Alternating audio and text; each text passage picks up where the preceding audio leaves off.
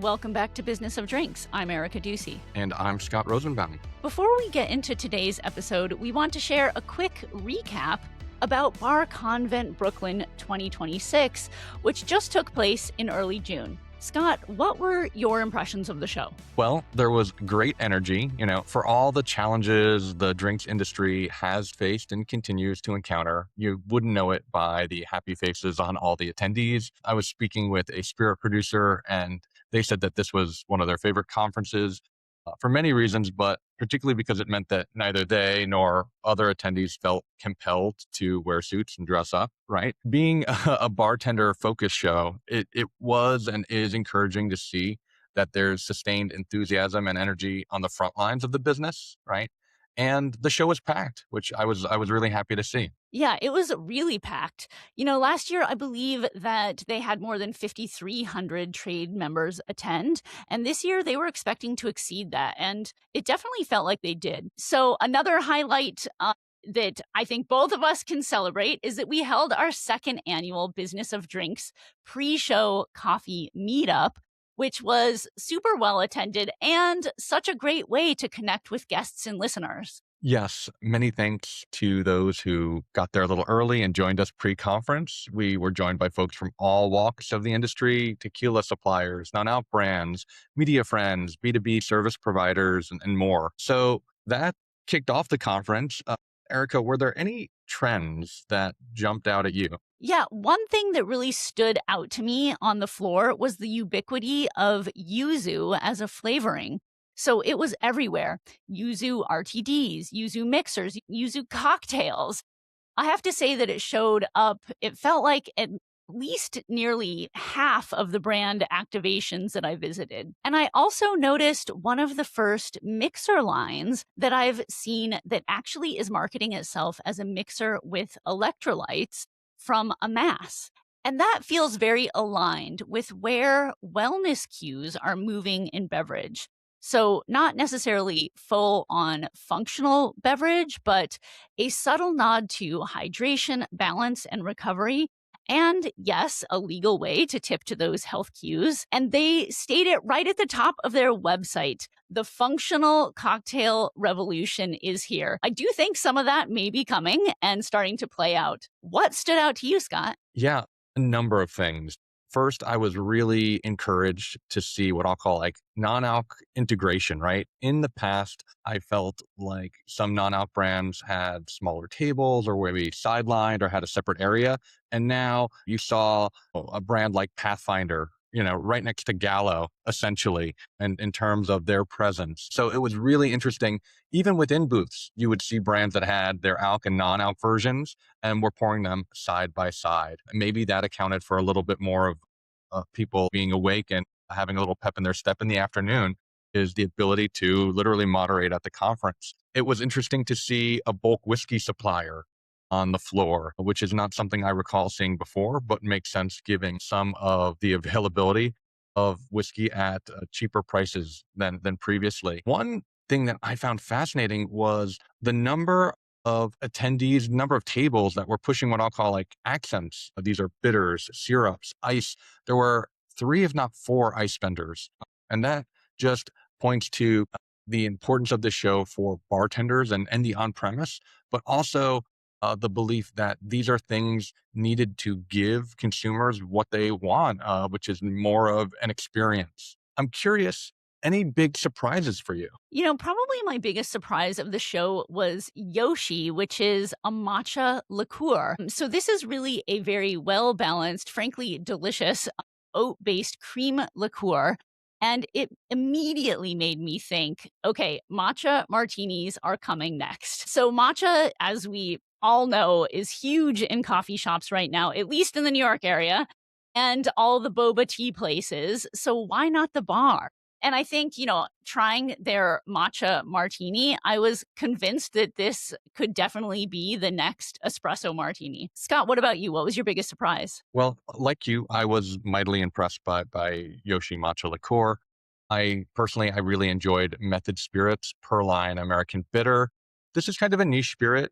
something that would be used in something like a white Negroni as the bitter component, but it was stunning, delicious. I was surprised to see more gin and vodka producers than I would have anticipated, right? This is not a show where you typically see them turn out in numbers, but it felt like there was a distinct uptick compared with years past. I was also surprised to see what I consider to be minimal representation by RTD brands, particularly given the category's growth and dominance over the past few years. There just weren't as many vendors as I would have expected in that category. And I heard a lot of chatter about rum. So I think rum really has a lot of energy around it right now. And Esther Rum did a very fun guerrilla style paella lunch pop up, which was delicious, unexpected, and a very smart way to create buzz outside of a booth. And, I love rum. We keep on hearing that it's going to be the year of rum, but it never quite pans out this way. So fingers crossed. Yeah. So, that's what we saw on the convention floor, but there were also seminars and panels, as there always are. All the usual topics were covered. I'd say, tech conversations leaned and were focused on AI, as one might expect. One interesting thing that I noticed was the shift in attendance in certain seminars. So the seminars on winning retail, the seminars on appealing to distributors, they were packed, standing room only. And fascinating to me, the seminar on M&A and getting your brand to exit, they had a few open seats, and that was not the case last year. Yeah. And then I was lucky to speak on a panel about generational trends and opportunities. And my presentation was focused on millennial drinkers. So for you, what was the big takeaway there? Yeah, the simplest way that I would frame the millennial takeaway is this. Millennials are not emerging drinkers anymore. They're core adult beverage buyers with scale, spending power, and real influence over the category. I mean, there's 74 million millennials in the US right now, but they're also applying much more scrutiny to what they drink. They're moderating, but that doesn't mean that they're abandoning alcohol, and they're drinking across the full spectrum of full alc, low alc, no alc, RTD, THC, and functional, sometimes in the same week, sometimes in the same day. And that means that every drink has to earn the occasion, whether that's a better cocktail, a premium RTD, a low ABV option, a THC beverage, or something non alc that still feels social.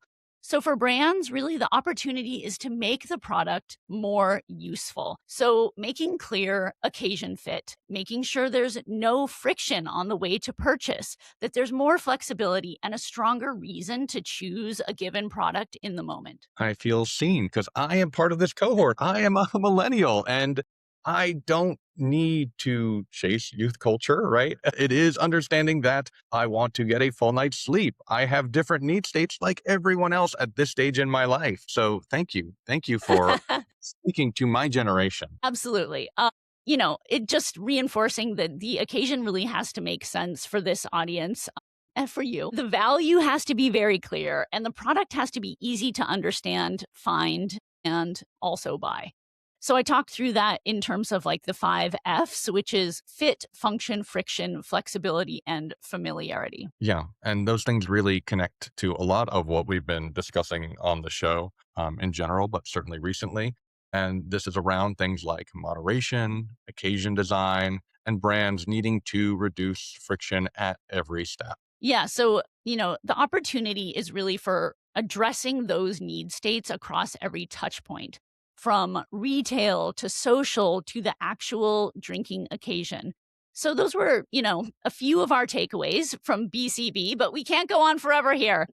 I think in a nice way, this connects us to what we're going to be talking about today because the conversation that we're having today is about how brands need to adapt to the market that we're actually in now, not the market that existed a decade ago. That's right. Today we are talking with Ben Salisbury, the founder and president of Salisbury Creative Group. Ben has spent decades in wine and spirit sales, and he has become one of the industry's most outspoken advocates and critics, right? He's sometimes encouraging, sometimes provocative, a really important voice on what actually works when it comes to selling wine and spirits.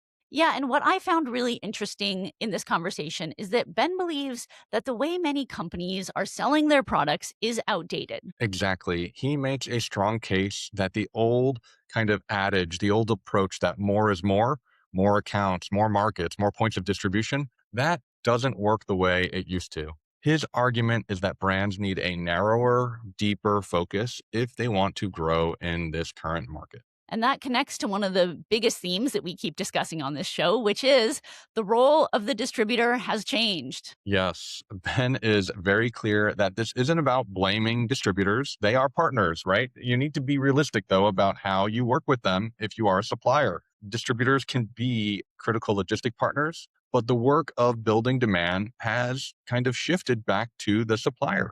The other piece that I like about this conversation is that Ben gets super practical and has a very educational, helpful way of describing these topics. So, he talks about understanding how accounts actually make money, how to use CRMs properly, and even how to use AI to better understand buyers and sharpen your pitch. Yeah. So if you are a founder, a sales leader, or anyone trying to grow in this tough beverage market, this episode is a sharp reset on how to sell with more discipline, more empathy, and more effectiveness. Here's our conversation with Ben Salisbury.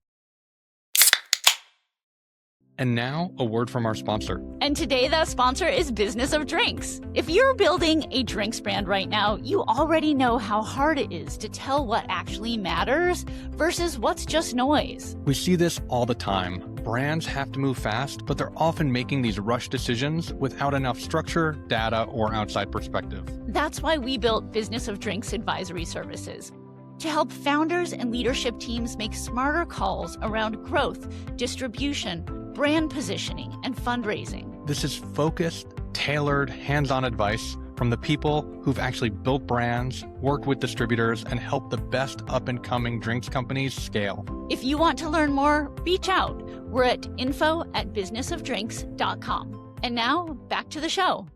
Ben, welcome to Business of Drinks. We're so happy to have you on the show. I'm very excited to be here because I'm a huge fan of your podcast. Thank you. Very kind of you to say. Well, let's start with who you are. Can you share a bit about yourself with our listeners? Yes. So Ben Salisbury, I'm the president and founder of the Salisbury Creative Group. I also have another brand called Wine Sales Stimulator. That's my group membership program.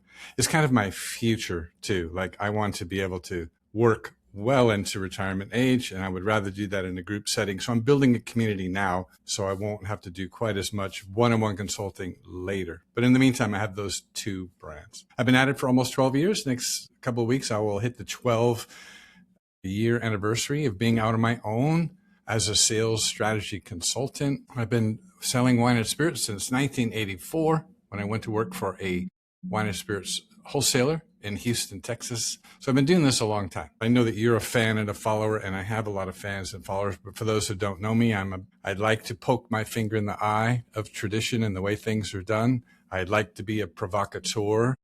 I love to challenge the conventional wisdom. I'm not afraid to say things, what other people might only think to themselves. So that's kind of who I am in a nutshell and how I operate. I love this business, and I'm out on a mission to help as many people as I can have success, especially when it comes to sales and marketing. Yeah, no, your conviction, passion, and sometimes contrarianism comes across certainly when I encounter you on LinkedIn or online. I'm curious, the idea of knowing the rules so you can break them. You grew up in this industry, as I understand, right, with some real titans. You were with Chateau Ste. Michelle, Constellation Brands. Can you share maybe how that background prior to going on your own informed what you believe works in beverage sales and what doesn't? Yeah, I really love this. And there's a lot here and many years, so I'll try to keep it fairly condensed. But I started out working in restaurants as a teenager. I grew up in southern Rhode Island in a little fishing village called Wickford, for those of you who know. And it worked my way up like most people do in the restaurant business, from a dishwasher to a prep cook to working in the kitchen. And when it came time to go to college, I went to culinary school at Johnson & Wales in Providence, and I stayed on to get my degree, my bachelor's in food service management. So my first career was in the restaurant business, and my restaurant career kind of culminated when I moved to Houston with a couple of college friends to run a restaurant there. With one of them had a wealthy dad who wanted to open a restaurant. Anyway, so in that role, I began interacting with wine and spirits sales reps. So this would have been 83. And that was really formative for me, like having salespeople sell to me. And I was in charge of the wine program and the cocktail program and all of that. So that was the beginning of my idea about what it meant to be a really good, valuable salesperson in this industry. So I mentioned that background because it has informed so much of my journey along the way. So I was in the package store and restaurant division of this distributor. It was a very different day back then. So I started in 1984. We were just 7 years away from the Judgment of Paris tasting. I mean, if you were serious about wine in those days, it was all about France. I'm really thankful for the experiences I've had, Scott, from going back from all the things I've seen in the last 42 years. But a couple of pivotal things worth mentioning here that do inform my opinion and kind of explain the lens through which I see things. I've always been an on-premise guy because I came from the restaurant business, always more wine than spirits focused, although I've sold plenty of spirits in my day. But where things really made a turn was when I started specializing in calling on chains, restaurant chains, national restaurant chains and hotel chains. The kind of seller that you need to be to succeed in that world is a whole other level than what you would see. There's more transactional day-to-day stuff. The multiple decision makers, very long lead times. I had to really learn a whole new set of skills. So I say that because I see the world of sales as a protracted customer journey, not a single transaction that you do in the moment, where you get the appointment, you make the presentation, and you overcome objections and close. I don't see the world of selling that way at all, because for 21 years of my career, I sold to major accounts. But there's a lot to learn from that. And yes, I've worked for 3 wine brands, Fetzer Vineyards in pre-Brown-Forman days. I spent 12 years with St. Michel Wine Estates and 5 with Constellation Brands. But I've also done 2 tours of duty with distributors. Accent Wine and Spirits, where I started in the 80s. In the early 90s, I spent 4.5 years working in the corporate office of Glazer's pre-Southern days as their first on-premise chain guy. And so I'm really blessed that I've had all these great experiences. Another thing worth mentioning is St. Michel and Constellation are both publicly traded companies. So for 17 years, I was under the gun. I mean, it's a different environment there. The pressure to make your sales goal is relentless, and it's quite serious. The business acumen required to work for publicly traded companies is very different than most of what you're exposed to in our industry. So all those things kind of really informed how I see the world of sales. I'm curious, you talk about the life of a sales relationship rather than just the transaction. And some of what I've read, you are, I'd say, a critic, and please let me know if I'm wrong in, calling you such, but a critic of the traditional sales blitz. Like, let's go in, and while the supplier's in town, we're going to hit up as many accounts with as many reps in the next 3 days. And I'm curious about, where that attitude, where that philosophy comes from, and what you might recommend instead of that. Yeah. Well, I just love this line of discussion. I will try to condense it to get straight to the point. But when I think about sales, I apply 2 tests to everything, right? Is the customer being put first? That's the first test. And the other is, are we respecting the customer journey? And I think those pieces are missing a lot in our industry. We're so focused on the product. We're so focused on making the sale. We tend to be a little on the aggressive side. We tend to do most of the talking. It's all about the features and benefits of product. And I reject all of that. I think that the sale should be a byproduct of a much larger relationship, a business relationship. I want to know, what value are you, the salesperson, bringing to the business relationship? On the way to work this morning, I was listening to your podcast episode with Eric. And I mean, he just nailed all of this. He was absolutely right. I'm in the car going, yes. Why don't more people speak like that? He said, it's really not about the product. It's about what your product is going to do for my restaurant or my retail operation. I don't know why, Scott, so many people in our industry don't see the world of sales this way. They're way too oriented on the product. They don't respect the customer journey. So I think that's the big bifurcation. That's the big separation of how I see the world versus others. And I'm not alone. And it makes me really happy to hear people like Eric affirm it and confirm it, because we're not alone. And there's a growing band of, I have some pretty zealous followers who say to me things like, I wish my boss would listen to you. I wish my boss would stop making me do this and that and call on more accounts. And we're measuring the wrong things. We have the wrong approach. We don't put the customer first, too much focus on the product. This is part of what's wrong. So what I try to do on a daily basis just about is preach the good word, preach the gospel that there's a better way to sell, a more elevated way to sell. And here's the thing, it's much more effective. So I get wound up about this. A part of what my philosophy of publicly talking about these things is I subscribe to this theory that if you light yourself on fire, people will come from miles around to watch you burn. I think you've got to take a position, right? And you got to be vocal about it. So I'm on a mission to convert as many people I can from being a transactional salesperson to a customer first, bringing real business value kind of a salesperson with great results along the way. For those who are new to the podcast, just what Ben is referencing is a recent episode with Eric Siegelbaum. That's episode 113. Give that a listen if you're curious. It's interesting, Ben, that you should mention, right, this move from transactional to a lengthier relationship, but you do note that people are measuring the wrong things, which to me implies they should be measuring something. So if they're not, say, just measuring account visits or revenue or cases sold or points of distribution, where do you think salespeople and or distributors or suppliers, what should they be measuring? What should they be looking at? Yeah, this is such an important conversation, and I'm happy to have it because I know many people will hear it, and I hope some of the people who hear it will take it to heart and begin to make changes. A lot of what salespeople are doing today is driven by their bosses, is driven by the leaders, and I always blame the leaders for measuring the wrong things and directing their people wrong. Rarely do I put that blame on the shoulders of a salesperson. But let's talk about some of the traditional metrics. And these are leftovers from a time that no longer exists, a world that no longer exists. So we need to be in more accounts. We need more points of distribution. We need to be in more markets, more states. This more is more approach, Scott, is what doesn't work anymore. When there weren't so many brands and there were a lot more distributors and you really could partner and move the needle on things, that playbook worked great. But today, there's just way too many brands. The average distributor, small, medium, or large, is way overwhelmed with what's in their portfolio. So the more is more approach really doesn't work. A less is more approach is required. A narrow but deep focus is the key to prosperity, the key to accelerating. And that is really hard for most people to accept. Making the switch from a more is more mentality to a less is more is really, really hard. It's counterintuitive. Most people reject it outright, but you can't hide the truth that it's absolutely the key. Not to plug my new book too much, but this is why I wrote Up the Down Staircase, how wine and spirits brands are growing in a down market. These are the adjustments they've made.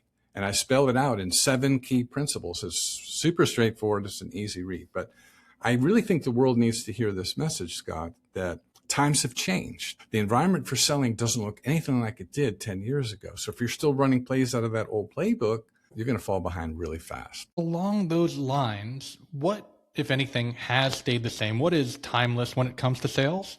And what has changed? What are, veteran sales reps doing now that they did before that they maybe shouldn't be doing anymore? Yeah, and there's a few big ones, right? The big shift is the ability of distributors to sell for you.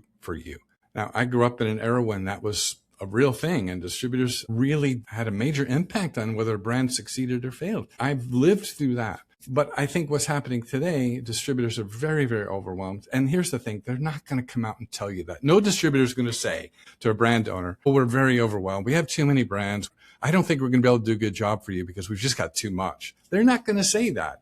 It's incumbent on the brand owner to figure that out. That's the big thing that's changed. Is distributors' ability to sell for you has been diminished. It's not that they don't care or don't want to, they just can't. No amount of training, education, working with is going to change the fact that they're overwhelmed. So if you want to stop and you don't want to make a shift, that's the first thing. Recognize the modern reality of what distributors can and can't do for you. And then the other big shift, I think, is how you approach customers. Back before the internet, right? Back when there wasn't information available, and right before AI, right? It was salespeople had a different role. They were there to bring the buyer information about the category, about their particular products. Buyers relied on salespeople as a source of insight. That's not the case anymore. Any buyer in the world is just a few clicks away from whatever it is they want to know. In Daniel Pink's book, To Sell Is Human, he calls this out. He says, in the modern age, salespeople are almost superfluous, and salespeople have to adjust themselves to the new reality, which is customers don't need you to tell them about their products. What they want are insights to what's happening in the world. How can we get an edge? How can you help us with cash flow? How can you help us with foot traffic?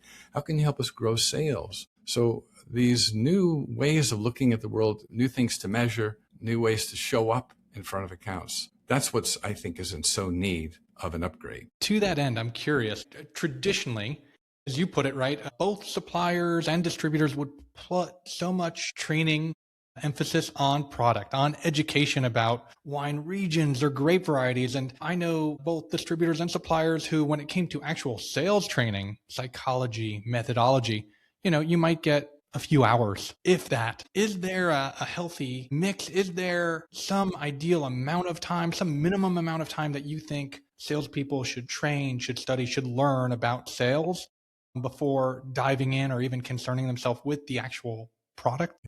Well, product knowledge is compulsory. You must know the products, not just for your own products, but the category products. But that just gets you to the starting line. It's not a differentiator. And I think that's the big thing to take note of here, Scott, is having a good product at a great price and a great package and a knowledgeable sales team. That's not differentiating. That just gets you to the starting line. What are you going to do from there? So I think that really the way salespeople should be trained in the modern era is, yes, you have to be well-versed in the products and be able to speak about them intelligently. No question. You can't get by without that. But it needs to be balanced. It needs to be balanced with an understanding of what motivates retailers to buy. I look at it this way.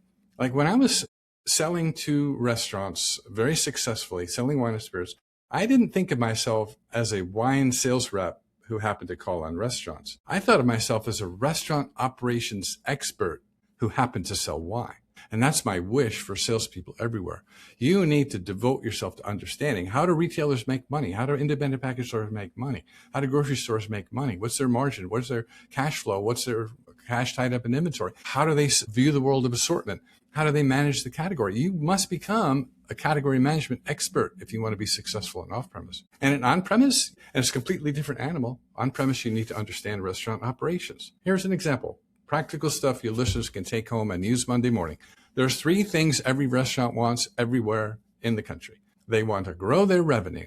They want to control their costs, not necessarily lower their costs, although that's a beautiful thing, but control it because they're printing their menu with price. They have no tolerance for price rise. And then the third thing is to improve guest satisfaction. So you have to ask yourself, how are your wines or spirits going to help me get one of those 3 goals? Grow revenue, control costs, or improve guest satisfaction. That's the game. So your training needs to reflect that. Your training has to be balanced between product knowledge and how to serve your customer. What I'm hearing is in lieu of maybe a formal education, what might be useful is for anyone to go into sales to work in the type of accounts that they might eventually be selling so that they can empathize with the realities. It certainly would be good. But even if you can't, you still have a duty to go learn it.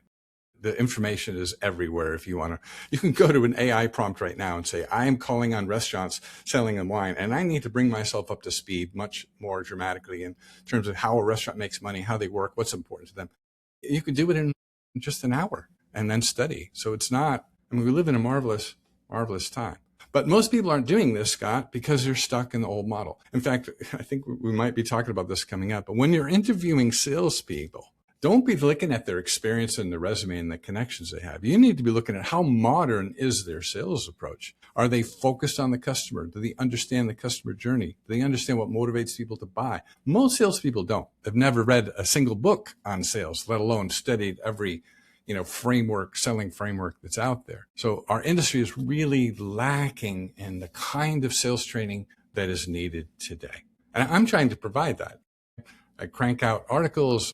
I'm constantly doing webinars. I have lots of online courses. I'm trying to fill that need. that our industry has for more business acumen. Less product knowledge, more business acumen. I have some tongue-in-cheek videos that say, business acumen eats wine knowledge for breakfast. There's no shortage of this messaging.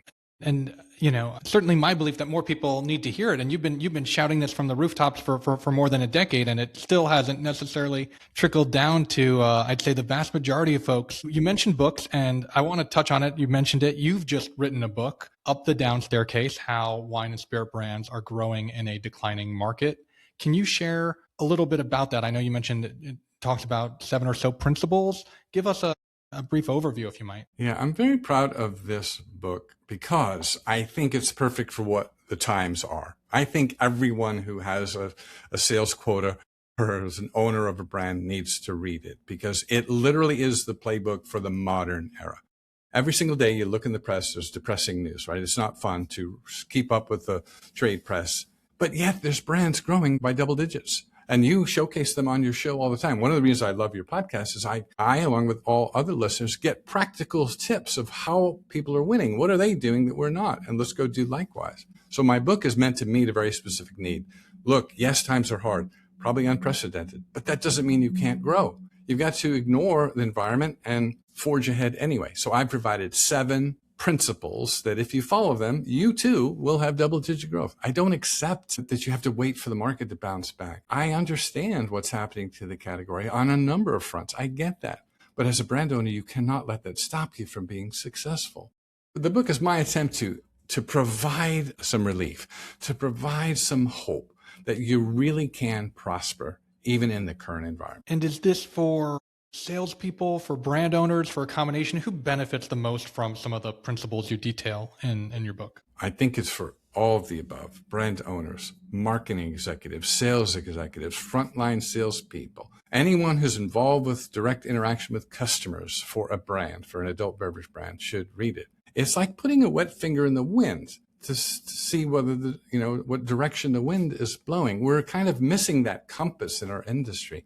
Everyone feels like they're adrift and not quite sure what to do. So I wanted to be this beacon of hope, and I just spell it out as simply as possible in 112 Kindle pages. Here you go. And this is not theory, right? This comes from my practice. I have a front row seat to the brands that are winning and growing by double digits, and I share what it is they do differently than the average brand.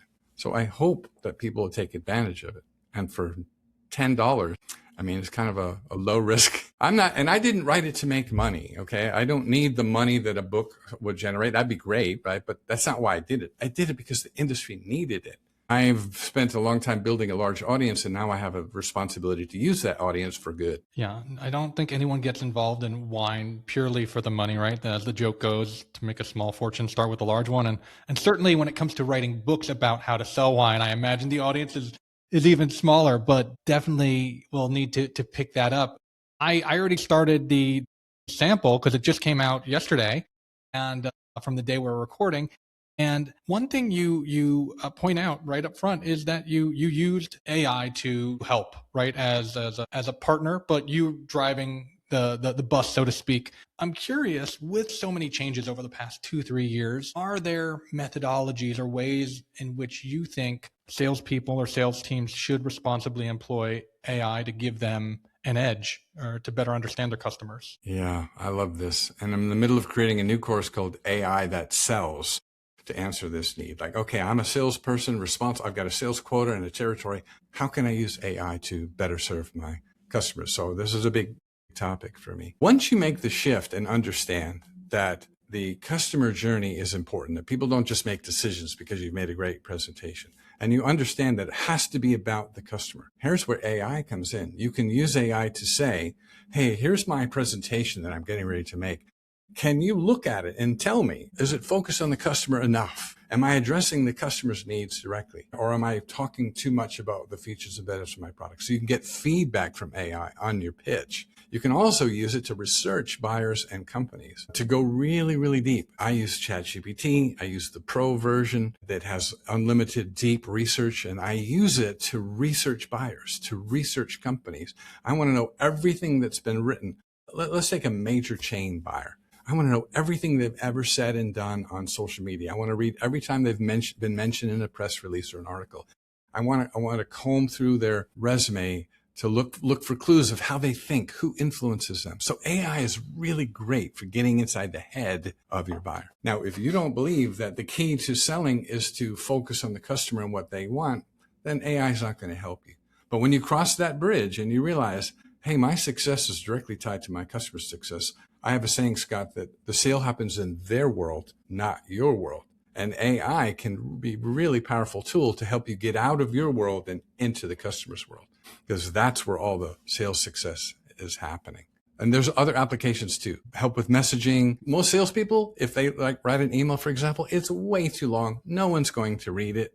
What I tell people is go ahead and write the email, say exactly what you want to say to the buyer. Then take it up to AI and say, can you rewrite this so that it's super short, no whiff of self-promotion, and 100% focus on the customer? And boom. And I need a killer subject line. It's things like that where AI really shines, helping you with your messaging and your targeting and your understanding of what your customers want. I want to switch gears a little and touch on some of the things that I know you've said or touted. One kind of trope or cliche that you'll still see all the time in, say, job descriptions is suppliers looking to hire someone who will help them manage their distributor. And if I'm not mistaken, right, you believe that this notion of managing a distributor, like those days are over. And I'm curious, one, if you agree, and two, if folks can't manage a distributor, how then do they best go about influencing them and gaining, mind share, as it were? Yeah, this is a huge topic, so I'll try to keep it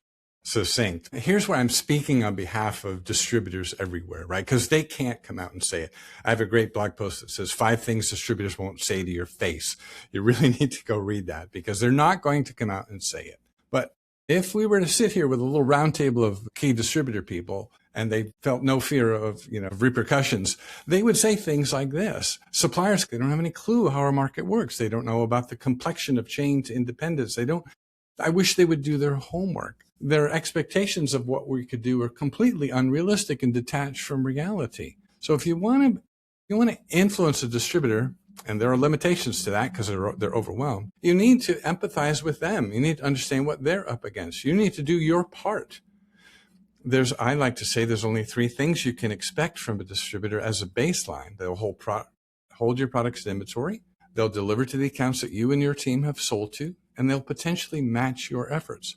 Well, if you don't have any efforts in the marketplace, if your shoe leather is not all over the market, how in the world would you expect a distributor to do it? But Scott, there are people listening right now, or maybe they should be listening and they're not. They truly see the role of the distributor as, here's the product, here's some sell sheets, go sell. And those days are gone.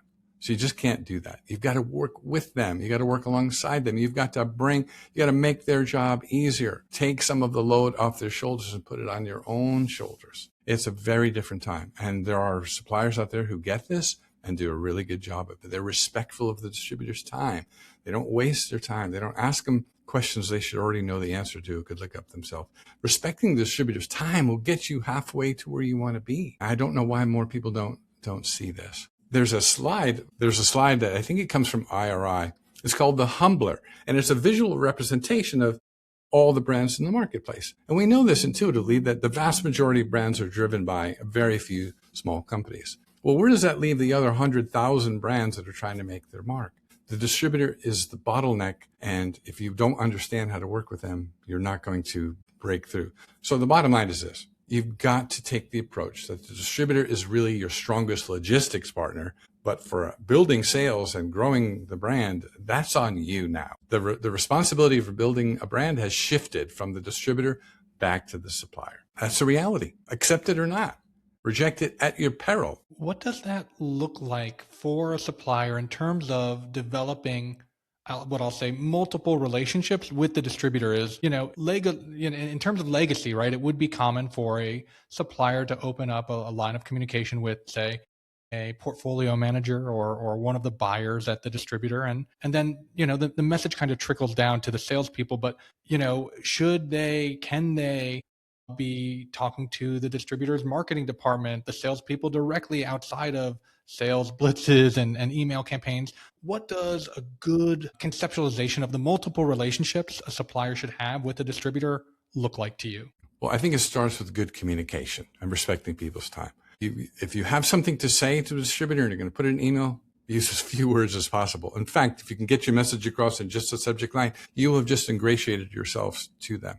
So you really must respect their time and understand what they're up against. And don't, it's not like this thing you just hand off and then they're supposed to go do it. That's just not practical. So if you want to truly partner with a distributor and have them help you, you're going to have to do certain things. You're going to have to come with realistic expectations, and you have to be really clear when you communicate. Well, imagine this, Scott, a brand new brand finally gets approval, they enter the market. Imagine the first meeting with the distributor when they said, we've done our homework, we understand we're all what the complexion of this market is. We know the ratio of chains to independents. We've identified the top 25, 30 best accounts. We know that everybody wants to be in there. We've done our homework. We've done our research. We're committed to doing our part to build demand and sell through. That is like a wave of relief to the distributor because they can see that this supplier is showing up ready to be a real partner, not to be a burden to them. The airing of grievances that you see on Instagram from that Jack Danielle. I mean, I cut and pasted those this year and I uploaded all of them to like 80 of the complaints of distributor sales reps to AI. And then I use AI to analyze it and pull out the themes. And this was one of the big themes. That suppliers show up with no clear expectations, unrealistic expectations when they have them. And it's just a pain in the neck for the distributors. So I put the burden on the supplier community to get this right. And a little empathy will go a long way. Try to understand what their world is like. It's not a command and control thing. It used to be.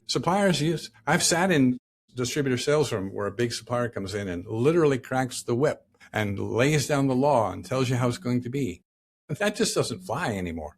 And even the really, really big brands that you would think would have no trouble influencing the distributor, they struggle too because they don't understand how they've got to take back some of that work themselves. Yeah, I'm curious when it comes to tools, right? Like, and that, right? Like we can respect the distributor's time. I think an old way of thinking is like a supplier come into a market and say to the distributor, we've got swag, we've got t-shirts and hats, and that's going to help sell it. And, I'd say some of the subtext I'm hearing is it's almost better to go in and say, instead of swag, we have valuable information about our consumer, about our core customers. Are there other types of tools, other types of leverage a supplier can come in and use in working with a distributor to get them to perk up and say, these guys get it? Yeah. Even if you do everything right, the distributor may or may not have time to devote to your brand, but that shouldn't stop you from doing all those right things. You just have to have realistic expectation. I tell my clients that if any part of your growth plan requires a distributor to take action, you're going to be in trouble. Whatever the distributor can do for you is a bonus. It's gravy on, it's icing on the cake. You're going to have to take full responsibility for the state of your brand in the marketplace. That being said, there are ways to work with the distributor, but don't expect too much from them. I write a lot about don't depend too much on your distributors, and people miss this, Scott. I'm not saying you don't need distributor. I'm saying don't depend on them too much. It's the too much that gets everybody in trouble. Have a more balanced approach, a 50-50 approach. Make this distributor want to match your efforts because they see you busting your butt and doing everything you can. It's not a fair relationship in most cases. Suppliers aren't doing their bit in the partnership to expect the distributor to do too much. But you mentioned tools, right? I like to think about the world of tools this way. There's hard tools like sell sheets and wearables and, dealer loader type things. And then there's soft tools, insights, market intelligence, the commitment to help you, Mr. Distributor, serve your customers better. And there's no better tool in my mind than doing your homework on the market and understanding what the lay of the land is like. One of the biggest complaints distributors have of their suppliers is they're just clueless about what this market is like. They're not there to babysit you and educate you on the market. You're supposed to do that. So think about hard tools and soft tools and really lean into the soft tools. Along that line of thinking, let's discuss a little bit about the methodologies, the psychology of sales, right? So great. The supplier takes some of this message that you're sharing to heart and they say, we've got to go into the market and we've got to be pushing this product ourselves. And, typically they might be used to a distributor hand-holding or introducing them to an account.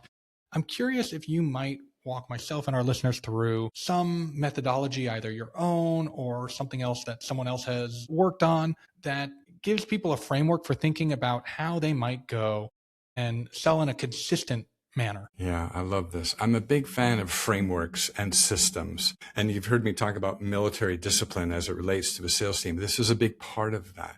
Trust your systems, trust the framework. That is key. So here's a good framework that anyone can use. And I like to distill the world of selling wine and spirits to two important things. One, who to sell to. The 80-20 rule is real.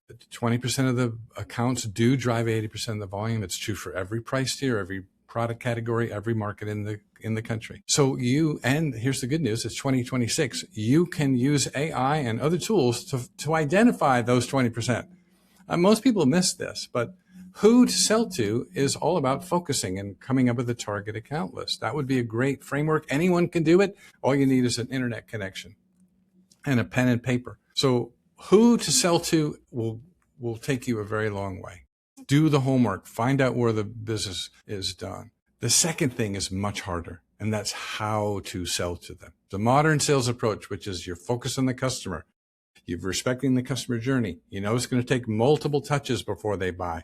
Very few sales are made instantly. You make an appointment, do the presentation, and close. That just doesn't work. So the framework is who to sell to, keep a narrow, tight focus where the business can really move the needle, and use a modern approach. And for that, I recommend Daniel Pink's book, To Sell as Human. Required reading for everyone in our industry. It will really get your head on straight about what moves people to buy. And it's not a presentation. It's not a single transaction.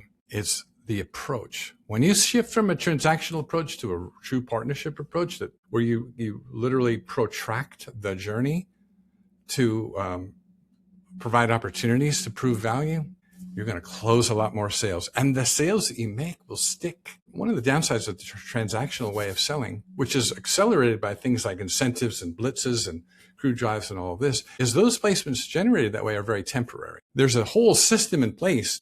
Every distributor sales rep has several accounts that they flip products in and out of to pocket the incentive money. This is not good for long-term growth. So if you're narrowing your focus and you're making sales the right way, those sales stick. They stick and they generate revenue month after month, and then you can build upon that. So that's the framework. Who to sell to, how to sell to them. Work on those two things and watch your sales go up. One thing that you mentioned, right, is the notion that it takes multiple touch points. And I think some suppliers are surprised because their experience as the brand owner or founder, right, they have a much higher success rate. It's exciting to buy from the founder. And they think, well, if I'm one founder and I can sell 20 cases over a day, well, if a distributor has 5 reps, they should be able to sell 100 cases. And that math doesn't translate. How do you think about resetting expectations, right sizing them? What does that look like in terms of some fraction or proportion? What might a supplier actually expect from a distributor that does well but isn't necessarily the owner? I think the first step to really make change in this area is you've got to understand that making an appointment so that you can pitch your products, overcoming objections, and then closing the sale, that is really not a very advanced modern way of selling. I brought out one of my favorite books because I'm going to read this quote to you. This is a book called Indispensable, How to Become the Company Your Customers Can't Live Without by Joe Calloway. But this is what he says in the chapter called Selling is Dead. And I adhere to this completely. The old days of getting the appointment to make your presentation and then waiting to overcome objections are so yesterday's news, it hurts. I love that thing and I believe in it 100%. So to answer your question, stop trying to expect to make a sale instantly. Founders can do that because they're a little bit like celebrities, right? And you want to give them their due when they're in front of you.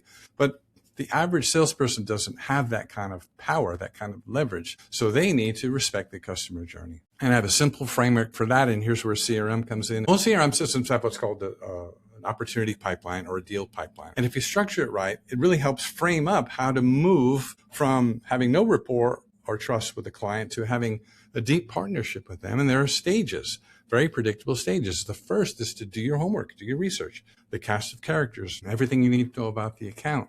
So the first step in that process is do your homework, research the cast of characters, research everything to know about the account. There's lots to learn if you devote yourself to it. After that, the game becomes building trust and rapport. The best way to build trust and rapport, ask really great questions about their business. Then you're ready to move towards solutions. So here's a great framework that everyone can get their hands on. There's a great book called Mastering the Complex Sale by Jeff Toole. And in this, he uses a 4-part framework: discover, diagnose, design, and then deliver. And I love this framework. It respects the customer journey. It frames the sale as being a byproduct of a much larger relationship. So then the game, Scott, becomes, how can I add business value to this relationship? How can I show up for this customer in a way that speaks to their needs and what they want? How can I help them please their customers? You get that framework set up, you're going to be very successful. Let's talk CRM. Let's talk a tool that every supplier, every distributor, sales rep is familiar with, probably underutilizing or not utilizing correctly. How do you think CRMs are rightly deployed and used? How do you think they're misused or abused? Yeah, they're misused quite a bit because of a lack of understanding of what CRM really is and what it's supposed to do. A lot of people confuse a digital, I'm making notes of all my sales calls and it's going into my CRM system. That's certainly a useful part of it. This is what I would suggest. If you want to evaluate a CRM system that you're looking at, make sure it has a Kanban board view of the sales pipeline. It's the only way to have a forward-looking view of what's happening in a salesperson's territory. So if your CRM system doesn't have a Kanban board view of this opportunity pipeline, the sales pipeline, you're not really using CRM like you should. And having everything in one place is to the advantage of the salesperson so they can better serve their customers. Too many salespeople see CRM as a big brotherish kind of a thing. Why don't you trust me? I know what I'm doing. Leave me alone. And that's really the wrong way to look at it. I like to frame it this way, Scott. The key to sales success is flawless follow-up. I mean, I don't care who you talk to, how you slice it. That's the key. Buyers tend to give their business to people who they can depend on and trust. You know what the key to flawless follow-up is? CRM. Having everything in one place, nothing falls through the cracks, no detail is lost. Details matter. Here's a great anecdote, case study. I recently analyzed a client's sales calls at their team. I extracted 45 days worth of sales calls, and I used AI to analyze the language they were using and the things that they were saying about what they did. And then I analyzed the condition of the data in the CRM. Do they have the first name, the last name, the correct title, not a guess at the title or the function of the role, but their actual title? Does it have their email address, their preferred times for contact? Most CRM systems do not. Most salespeople do not have those things. But that's the power of CRM. When details matter and it's all about the customer, and CRM, which stands for Customer Relationship Management, if you're using it right, it is a total game changer. A total game changer. I use CRM every day in my business. How in the world would I keep up with all the commitments I've made and the promises? And I wouldn't be able to do it without a cloud-based, mobile-friendly CRM that has everything all in one place. It's integrated with my email. It's integrated with my calendar. It's integrated with my to-do list. Nothing, and I mean nothing, ever falls through the cracks because I'm leveraging CRM. That's what I'm inviting salespeople to do. It's powerful. Powerful tool. What I'm hearing is that an Excel spreadsheet of all your accounts with your buyers' names isn't going to cut it with some notes added. Can you share, one, I think, rookie mistake that I've seen and heard about time and again is, great, I make the sale and then I'm done. Maybe I'll go and do the in-store tasting or I'll do the education. How does a CRM, how should it work with regard to post-sale follow-up and getting that reorder? Because that's part of the follow-up too. Service after the sale is not necessarily an average salesperson's favorite thing. They love the thrill of the hunt, right? The juice comes from closing the sale, and that is nothing like that feeling. Doing all the legwork after the sale, supporting the placement, training the staff, running promotions, that stuff is less sexy, but it's important. It's very important. So your CRM system and nowadays there's AI embedded in CRM, which will literally look through your call notes and recommend what the next step is for you. So after you make the sale and you now are in, and now you're moving to the service after the sale mode, your CRM system can provide insights and signals as to what to do next. And customers love that because they love a dependable sales rep who always does what they say they're going to do. CRM system will help you do that.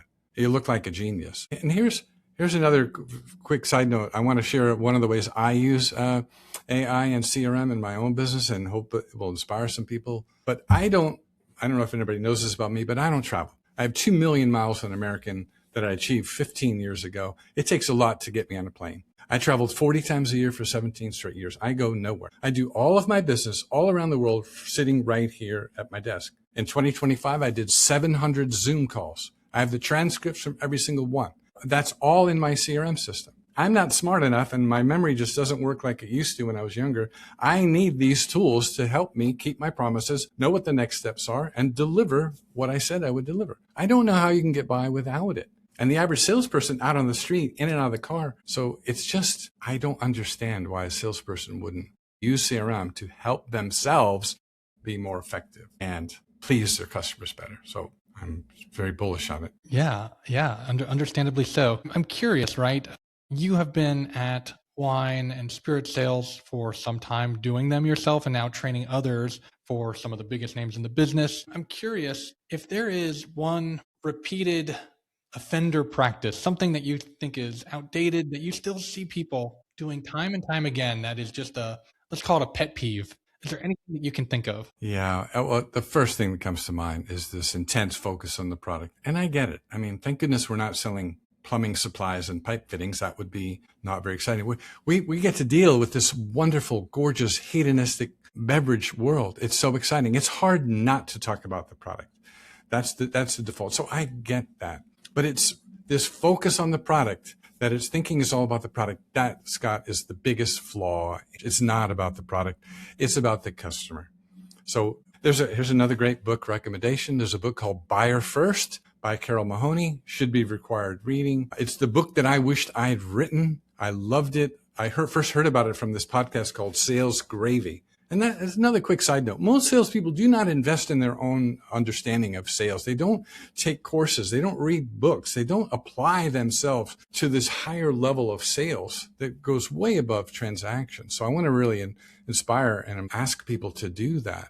There's so many great books that will point the way. Carol Mahoney's book, Buyer First, is one of them. It helps you get out of this mindset that it is about the product.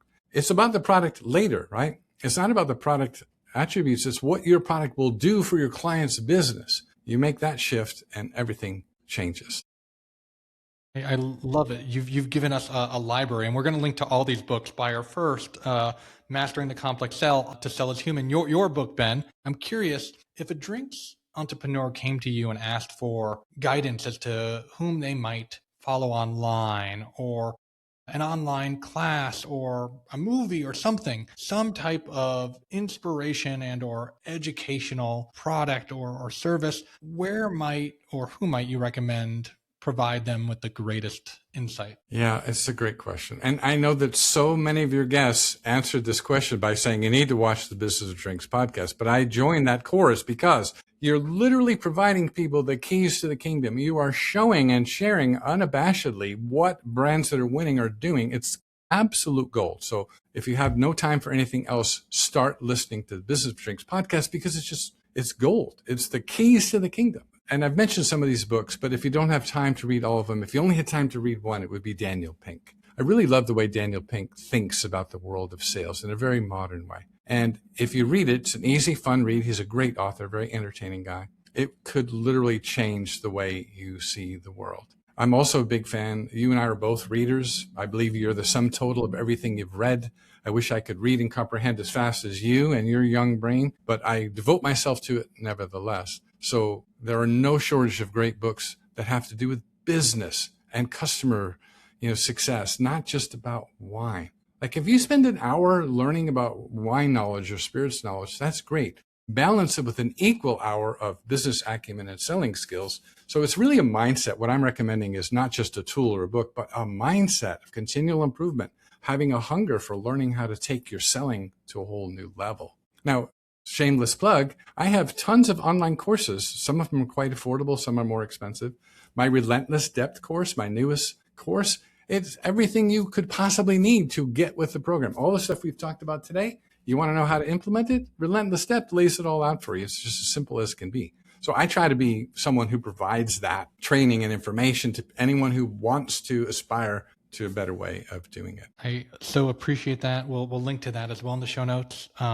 Ben, thank you so much for joining us. Thank you for being an advocate of understanding and performing sales better, smarter, in a modern way. It is needed and it is appreciated. And thank you again for joining us on Business of Drinks. Well, thank you for having me. Thanks for joining us on Business of Drinks. Subscribe on YouTube at Business of Drinks Podcast. Follow us on Spotify or listen in on Apple or wherever you get your podcasts. Please tap the notification button so you'll be the first to know when a new episode drops. And help us spread the word. Click those star ratings, give us a review, and share episodes or clips on your socials. It really helps us reach new listeners. Finally, if there's something that you'd like us to cover on the podcast, tell us. We're at podcast@businessofdrinks.com or reach out via Instagram or LinkedIn. We love hearing from you and we respond to each and every message. Thanks and see you next time.